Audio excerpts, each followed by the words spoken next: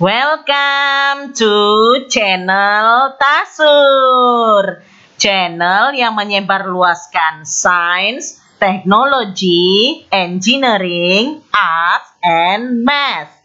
Yang belum, you subscribe dan tekan tombol lonceng ya. Now, let's get started.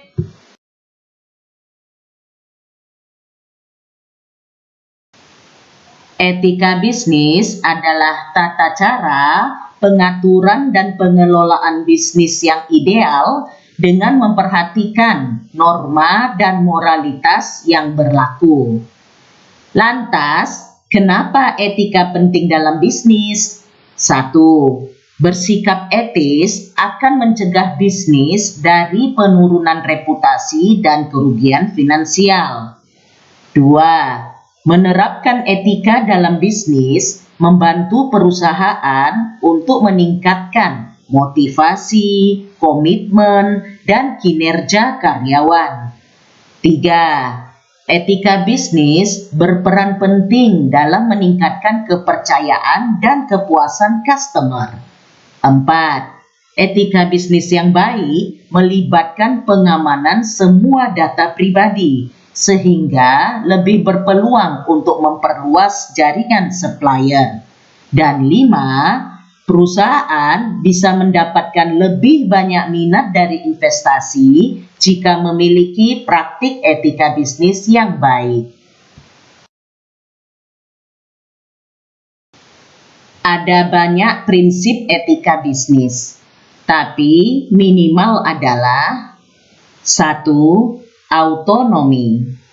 Prinsip otonomi berarti kita tidak boleh ikut campur dengan tindakan etis yang dipilih secara bebas dari orang lain tanpa persetujuan yang diinformasikan atau tersirat. Contoh, silakan promosi produk di website dan lain-lain, tapi kita tidak bisa memaksa orang lain membelinya. Sebaliknya, customer juga tidak bisa memaksa, mendesak, atau mengumpat penjual produk agar dilayani. 2. Veracity. Prinsip kejujuran berarti kita mesti mengatakan kebenaran dan kita memiliki kewajiban untuk mengungkap secara penuh dan jujur. Contoh, kita mau jual handphone bekas di website. Kasih foto atau rincian tentang semua kondisi sebenarnya, misal pernah jatuh. Sebaliknya, pembeli kalau menawar harga, jangan berpura-pura tidak mampu, bilangnya kesulitan uang, padahal sebenarnya mampu beli barang mewah. 3. Beneficence and non-malfeasance. Prinsip kemurahan hati dan tidak mencelakakan. Berarti kita seharusnya minimalkan kerusakan dan maksimalkan manfaat. Kita juga seharusnya berbuat baik dan tidak menyakiti terhadap orang lain. Contoh, jangan jual beli produk berbahaya, atau kalau memang ada izinnya, maka jual beli secara terbatas. 4. Justice. Prinsip keadilan berarti kita wajib mendistribusikan manfaat, risiko, biaya, dan sumber daya secara adil. Implementasinya, setiap klien mendapat bagian yang sama, atau setiap penjual mendapat fasilitas marketplace sesuai kebutuhan, atau setiap pembeli menerima produk sesuai pesanan. Dan 5. Respect. Prinsip menghargai berarti perlakukan semua orang dengan rasa hormat terhadap martabat manusia, privasi, dan hak, tanpa memandang jenis kelamin, ras, atau agamanya. Contoh, marketplace, para penjual, dan lain-lain, semua saling bersaing secara sehat. Atau contoh lain, pembeli jangan mengamuk ke kurir COD terkait isi pesanan. Electronic commerce atau e-commerce atau perdagangan elektronik adalah pertukaran informasi secara elektronik yang mengambil bagian dalam setiap tahap manajemen supply chain atau manajemen rantai pasokan, baik dalam batas-batas organisasi, antar bisnis, antara perusahaan dan individu maupun antara sektor publik dan swasta, dibayar atau tidak dibayar. Perkembangan yang sangat pesat dari sistem perdagangan elektronik ini antara lain disebabkan oleh proses transaksi yang singkat, menjangkau lebih banyak pelanggan, mendorong kreativitas penyedia jasa, biaya operasional yang relatif lebih murah, dan bisa meningkatkan kepuasan pelanggan. Tipe-tipe e-commerce. 1. B2C. Dalam B2C, produk atau layanan ditransaksikan dari bisnis ke pelanggan individu. Contoh, Amazon.com. 2. B2B.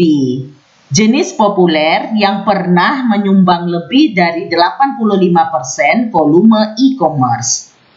Semua pihak yang mengambil bagian dalam transaksi B2B adalah bisnis atau organisasi. Dua model bisnis dasar B2B adalah pasar bersih dan jaringan industri swasta. Contoh, Tetra Pak, perusahaan yang menyediakan solusi pengemasan dan pemrosesan untuk produsen makanan.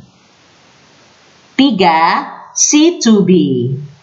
Jenis e-commerce di mana individu menciptakan nilai seperti ide, produk atau layanan, solusi, dan lain-lain untuk konsumsi bisnis.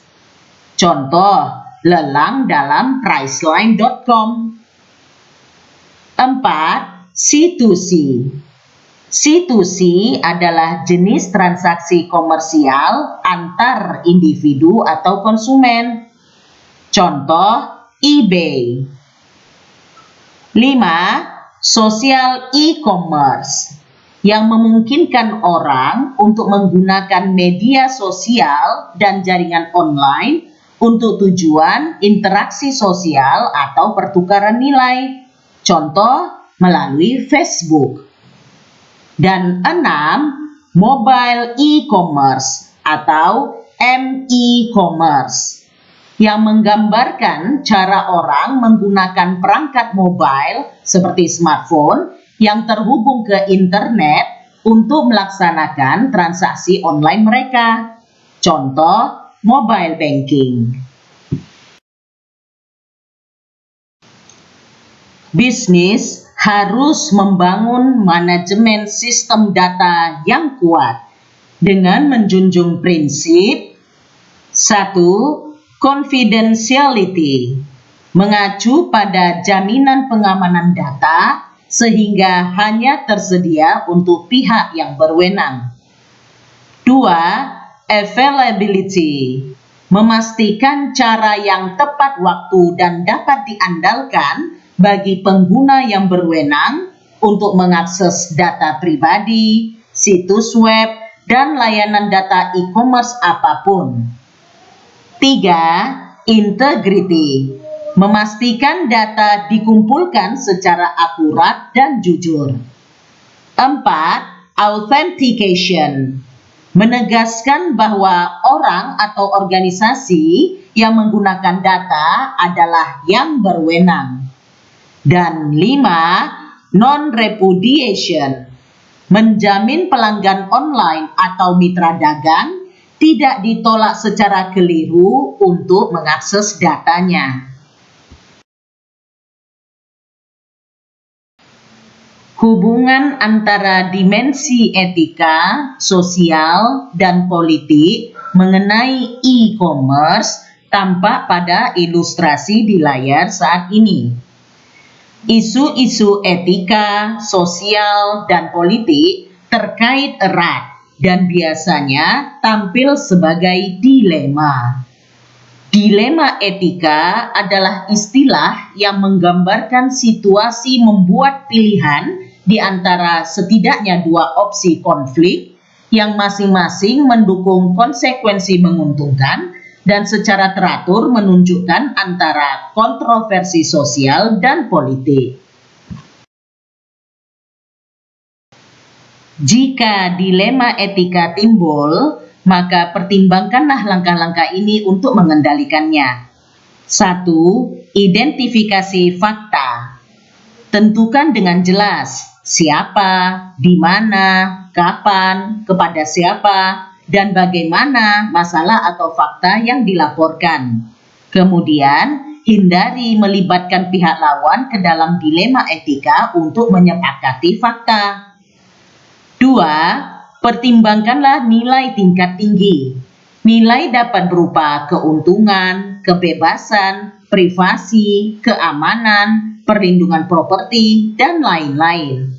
Nilai lebih tinggi yang dihasilkan untuk jumlah orang terbanyak akan menjadi pilihan terakhir. 3. Pertimbangkan stakeholders.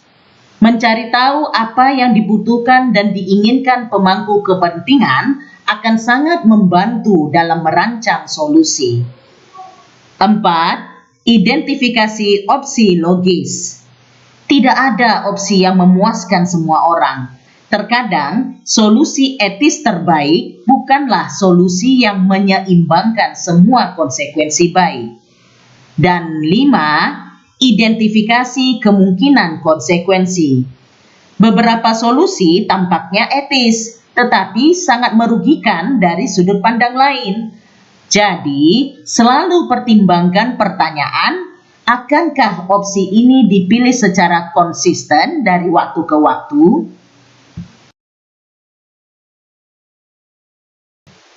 Isu pokok dalam e-commerce adalah 1. Prinsip yurisdiksi dalam transaksi. 2. Kontrak dalam transaksi elektronik. 3. Perlindungan konsumen. 4. Permasalahan pajak atau taxation. Dan 5. Pemalsuan tanda tangan digital. Untuk menangani isu-isu tersebut, para pemeran dalam bisnis di dunia menggunakan UNCITRAL Model Law on Electronic Commerce, yakni suatu model hukum e-commerce yang dirilis oleh PBB atau Perserikatan Bangsa-Bangsa. Jadi, UNCITRAL adalah singkatan dari United Nations Commission on International Trade Law. Model law ini sebagai acuan e-commerce internasional dalam 1. Menetapkan aturan dan norma yang memvalidasi dan mengakui kontrak yang dibentuk melalui sarana elektronik. 2. Menetapkan aturan untuk membentuk kontrak dan mengatur kinerja kontrak elektronik. 3. Mendefinisikan karakteristik tulisan elektronik yang sah dan dokumen asli. 4.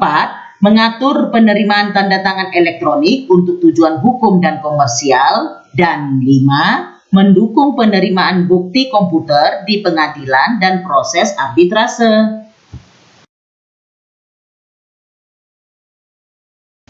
Sekarang, kerjakan evaluasi ini ya. Submit di e-learning STMIC Logika. Kalau ada pertanyaan atau mau berdiskusi, silakan komen di video ini. Jangan lupa like dan share video ini. Sebarluaskanlah, karena ilmu itu dibagikan, bukan digenggam. Thank you.